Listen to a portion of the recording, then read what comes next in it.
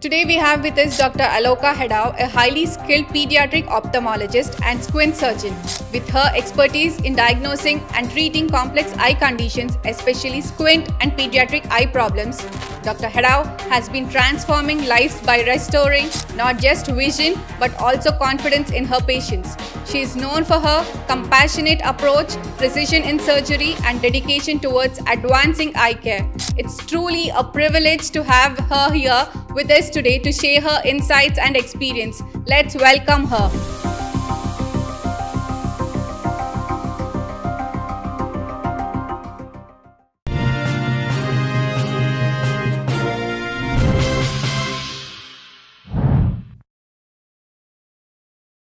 Your health, your story. Let's make it extraordinary. Hi, I'm Dr. Manasa Reddy. Today we have Dr. Aloka Hedao, pediatric ophthalmologist and squint surgeon with us. Let's welcome her. Hello. Hi. How are you, ma'am? I'm so good. Thank you. Okay. Thank you for inviting here on this amazing podcast. It's a pleasure, ma'am.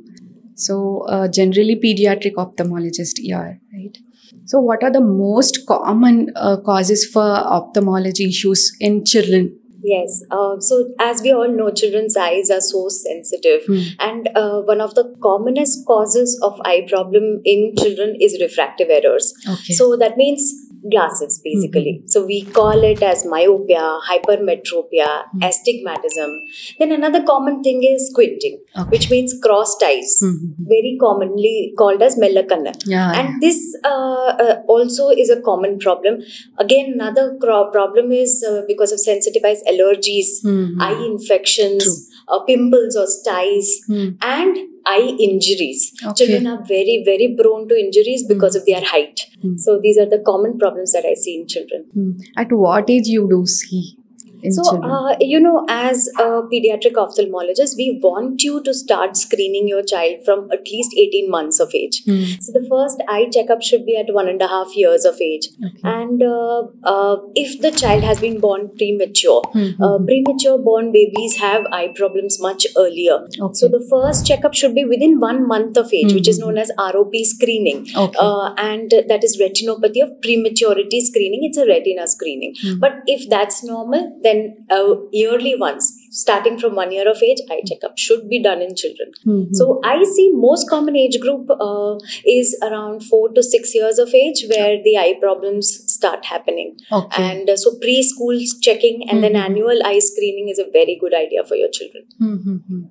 So generally these days, from past few years, like 5 to 6 years, they are asking for immediate after birth, within 1 month there should be a checkup for newborn baby. Why is it so? So newborn eye screening is very, very important. You know, there are certain diseases which can be picked up early, like a congenital eye defect like cataracts or coloboma, which is a defect in the shape of the eye, or some retinal issues. Or there are some babies who are born with, again, premature retinas, where the retina can have bleeding or can have detachments early, and these are causes of blindness in children. So, first month or at least till 18 months of age for a full-term newborn, eye screening is a good idea. To treat it better way in early stages. To diagnose early, treat early, and make sure that we are catching these things much earlier than parents are. Because by the time a parent identifies a congenital eye defect, it's usually quite late. True. Yeah. So what is squint? So squint or mellakanna is crossed eyes. One eye will be little inside towards the nose or maybe outside, or it is turned up or it's turned down. You know, there are these different directions. And we have 6 muscles around the eye which rotate our eyes. And our brain and eye coordinate with each other to give you a perfect straight eyes. You know, like I'm looking into your eyes and you're looking into mine. And that is actually causing us to have a 3-dimensional vision. So when the eye is misaligned, the 3-dimensional vision is gone, and that is known as squint or mellakanna. Who are most prone to it? Generally, it is like from birth itself it is there, or in later stages also it can. Yes, a lot of us believe that squint means only a birth defect, True. but that's not true. Okay. Many squints come much later in life. In children, the common age group to get is from 5 to 10 years of age. When the child starts going to school or starts reading or starts seeing things, that is when the squint manifests. Okay. But squint is something which can come anytime in your life. It can even happen to you as an adult. Okay. And there are various varieties. One is paralytic squint, where the muzzle gets paralyzed, Okay. or trauma. Some injury happens and the eye muscle gets entrapped in the bone, and that can also cause, which is known as restrictive squints. Okay. But the common squints that we see in childhood are more like developmental squints, where you have the little predisposition to squint, but it starts manifesting later in life. Yeah. So how do you treat in early stages in children? Yeah, so it all depends on what it is. So there are certain squints which are magically able to treat with only a glass. Okay. So the eye is nicely turned inside. There is a plus refractive error coming, and only giving a glass, the child is straight eyes and the squint is treated. But there are certain other things where we require either eye exercises or patching therapy. Eye patches are put to the eye to make the eye stronger, or we need vision therapy or surgeries. There are certain kind of squints which have to be operated surgically only. Okay. So, there is many parents, when they come to us maybe at 18 months of age, the child is having a large angle squint. The eye is just not able to see properly. And these are the ones who have to be operated at 18 months of age, because waiting is going to cause vision loss. So, that's important. So how do you do surgery for a very young child? Yes. Do you give anesthesia? Yes. So, in children, of course, we require anesthesia. But squint surgeries are short procedures. They're not very long procedures. Usually 20-25 minutes is the duration. And the general anesthesia also, what we use at my hospital in Dr. Aloka's Eye Care, is an anesthesia where we don't put muscle relaxant for the baby. Okay. So what happens here is that the baby is self-breathing throughout the procedure, and we do not require deep anesthesia. So recovery is very quick. The child has almost no recollection of the surgery, so no pain. The first and last person that they see is me. So children usually are so comfortable outside in the OPD that when they come inside, they're actually very comfortable. So when they come out, we don't put any bandages, we don't put any dressings. Okay. It's just like they come and go and they forget that they have had a procedure. So the anesthesia has to be such good anesthesia. There's no pain, there's no post-operative vomitings, and the recovery is very smooth because we don't use muscle relaxants. Okay. So it's a safe anesthesia procedure. So how do you treat in adults, like in later stages? Yes. And what is the main cause for squint? Yeah, so in adults, again, most of the time, what I see is untreated childhood squints. In our country, there is a big myth which has gone on for years, saying that squint is very lucky. And there is no luck there. I think it was used, I think it was a good term in that time. It was used as an inclusive term. Like now, when we have special children, we don't make them sit outside. It's almost like an inclusive term that, okay, your squint is lucky, don't worry, your life will be good. But that was a time where treatments were not available. But squint causes vision loss. It causes permanent vision damage. It can cause you to have only one dimension, just a two-dimensional image, and so many jobs like fashion designer or a surgeon or army, navy, air forces are out for the child forever. So there's, and plus the bullying, all your life you live with squint, so you are going to be bullied. So there is nothing very lucky in that. And because of that myth, a lot of adult squints that I see are untreated childhood squints. Okay. But again, there are certain people who can get it at 50 years of age, 60 years of age because of hypertension, diabetes, and getting a paralysis of the eye muscle. So as we know, eye is represented in the brain. So, small stroke there, a small hemorrhage there, a small occlusion of the artery can cause you to have paralytic squint. And they have double vision. They have very difficult lives. As we know, elders in our country are still navigating on their own. So they have to drive, they have to work, they have to be at home and do their things. And with double vision, it's very difficult. So those are patients which are easily treatable with a good squint surgery. We have procedures like adjustable squint procedures where depending on their post-operative outcome, we can even adjust the muscle a little bit more. It's like, your makeup where you adjust and it's almost similar to that. And so those surgeries are even more predictable. And if a patient gets rid of double vision, believe me, that is the biggest blessing, and they bless us so much. So I think, and again, those patients we can do under local anesthesia where we just give an injection around the eye, nothing to the body. So only this eye is paralyzed for around 45 minutes or so, and the patient is good. So how the treatment is the same like younger kids? So for adults, there is a difference, of course. In younger children, what I notice is that the muscle is better, stronger, very less amount of weakening or strengthening procedures are required when we do it in children. So I always counsel people that get it done earlier in life, because those are when we wait till 20, 25, when you want to get married and you get it corrected, there are a lot of muscles which have already become very tight.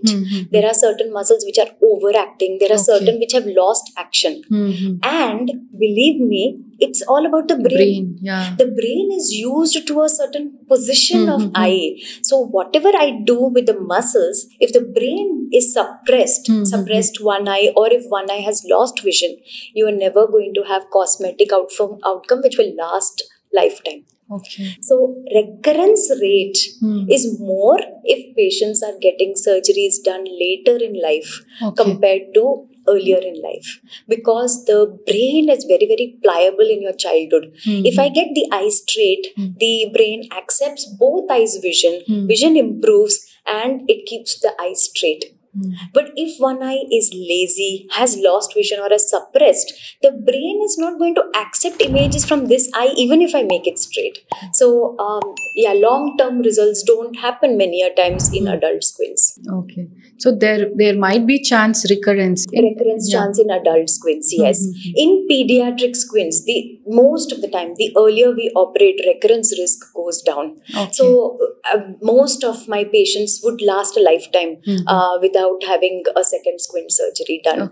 Of course, there are children now. It's commonly, squint is again common in special children.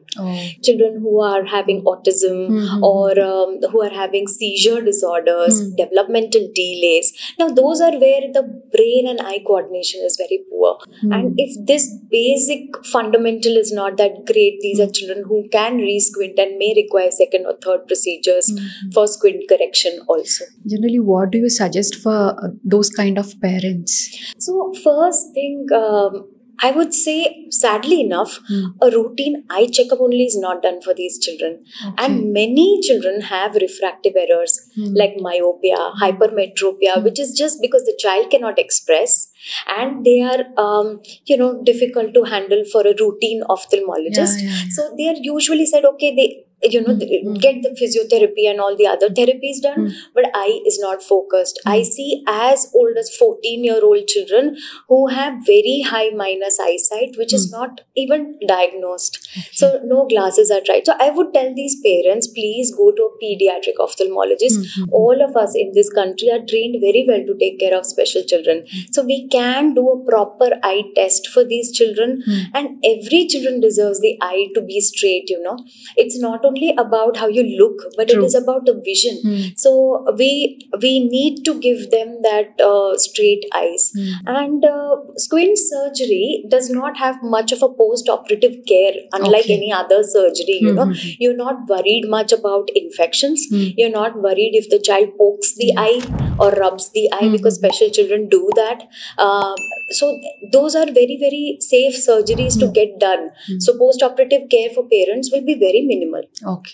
And what is intermittent squint?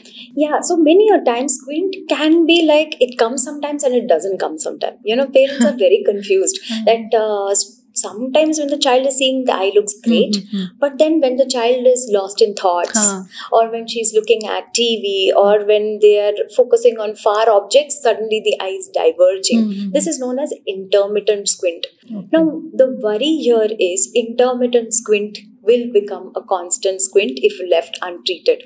Okay. So intermittent squint also, intermittently when the eye is going out, how do you not have double vision?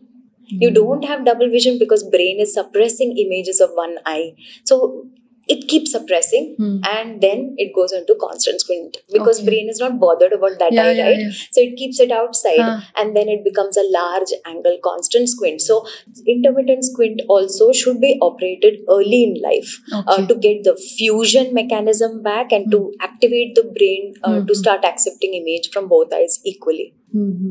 Like who are most common for these? Intermittent squints, again, genetics is a very common thing. We see 3-4 generations having squints, and then a child also gets intermittent squint in the beginning. So genetic effect is also there. Very much, very dominant in fact. And with our society having a lot of consanguineous or inter-family marriages, squints are very commonly running in families. So many a times parents tell me that, oh, my grandfather also had it, I also have it, why should my child get treated? So I keep saying, we improve with technology. We don't use those same TVs or phones that our grandparents used, isn't it? So when we have better access and we know how much you suffered in your childhood, quality of life improves. Quality of vision improves, the overall confidence of a person improves with how they look also. It is, now I have children as young as 5-year-olds saying themselves, Auntie, I want to get this corrected because my friends are telling me, where are you seeing? So a 5-year-old also has this sensitivity now, and they deserve it. Why not? True. True. Yeah. So how is squint surgery procedure done? So a squint surgery depends on what all muscles are overacting and what are underacting. So when the eye is outwardly deviated, then the outer muscle has to be weakened and the inner muscle has to be strengthened. So we call this procedure as resection procedure. Okay. Now these are confusing terms, but what it means is I'm going to weaken a rubber band, and how I do that is by putting it a little behind of its original insertion, and I'm going to tighten a rubber band, which means I'm going to knot a rubber band. So if you knot a rubber band, it becomes tighter and stronger, and that's what we actually do. Now many parents ask me, is laser procedure done? So no, laser procedure is done only for your LASIK, which is removing glass numbers, because only your cornea, which is the outer layer of the eye, does not have any blood vessels. So you can burn it off, really speaking. That's what happens in LASIK. But in squint surgeries all over the world, we believe that the laser can burn the muscle. And so you shouldn't be doing any laser there. It has to be a manual procedure. But the advances which have come in that is that we use micro incisions, which is very small incision surgeries, and we use absorbable sutures, which means the stitch which is put absorbs in a week's time almost. So there is no permanent mark. There is no sign of which eye what surgery is done. Even a year, 2 years later, even parents get confused. Which eye was operated? I don't remember. So it's that fine a cosmetic procedure. All your incisions are taken, somewhere on the corner of the eye. So it's not even seen. So yeah, squint surgery is a cosmetically fantastic procedure. Is it minimally invasive or something? It's a very minimally invasive procedure, yes. And it does not require you to enter the eye. Like a cataract procedure. Cataract procedure, you have to go inside the eye, take out the natural lens and put an artificial implant there, which sits there for life. So that doesn't happen in squint. Squint is an outer muscle. Therefore, it is all outside the eyeball. So infection risks are minimal, and there is no risk of changing how you see. In the sense, your eyeglass number doesn't change. Your vision remains fantastic even after the procedure. From day one, you can start doing your work. So there is no again patch and all. It won't. Yeah, so no patching or no kind of dressing is required. Only eye drops and some medications like antibiotics will be required for a small period, 2-3 weeks period. And for school going children, we say, okay, 2-3 days of rest at home is enough. They don't need to have bed rest, but we don't want them to be exposed to dusty environments, which happens in schools. So 2-3 days of leave at home is enough for them to recover. They can go back to school 4th day, and office goers, they go back to offices from next day or 2 days leave or something like that. So it's a quick recovery. Most of them have bought food to be taken during after surgery also. Still there is a myth like we shouldn't eat these things and yeah. So I literally have fights with my patients because many of them believe pappa tinakodudu and brinjal tinakodudu, non-veg tinakodudu, but none of this is true. In today's time we have good antibiotics. One thing, this was all earlier where infections were so common with stitches also, because stitches were not sterilized, the sutures were not sterilized. Today we are using absorbable one-time usage sutures, and which are fantastic. They are 1/100th of my hair size. They're that thin, so they're not going to cause infection. So every food should be taken, in fact more of citrus fruits, because we need vitamin C for recovery and we need good proteins for the child to recover. So first day after anesthesia, parents are very much panicky that the child is not having food, because anesthesia is not pleasant, isn't it? But I tell them, just keep the child on liquid diet. It's okay. We don't need to start feeding 2 hours after the procedure. The child is going to be able to have the dinner at night. So patience is required, and every child behaves differently. Any procedure anywhere, some children get cranky, and so post-operative recovery, we just need as parents to be more patient. That's all. If the parent starts panicking, then the post-operative period becomes very, very dramatic actually. The hospital stay is not required at all. It's a daycare procedure. So get the child for your surgery, and 2 hours post, when the child is recovered from anesthesia, we discharge. So it's like a 3-4 hours stay at the hospital only. So it becomes very convenient for the child as well as the parents. Okay, what with the patients who has a special child and all, can they stay, or it is okay for them to leave after the surgery? Most of these children, they are happiest at their own homes. It's their own environment, isn't it? So they don't like it. Even if you take them to a supermarket, they are cranky.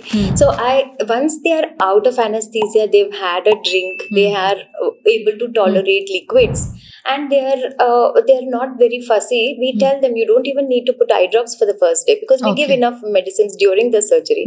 So first day, just feed the child, keep him at home, and keep the child happy. And once they reach home, we have a post-operative call after they reach, and at evening. And there the child is absolutely fine. So there's no fuss when they reach back home. So no need for extended stays at all.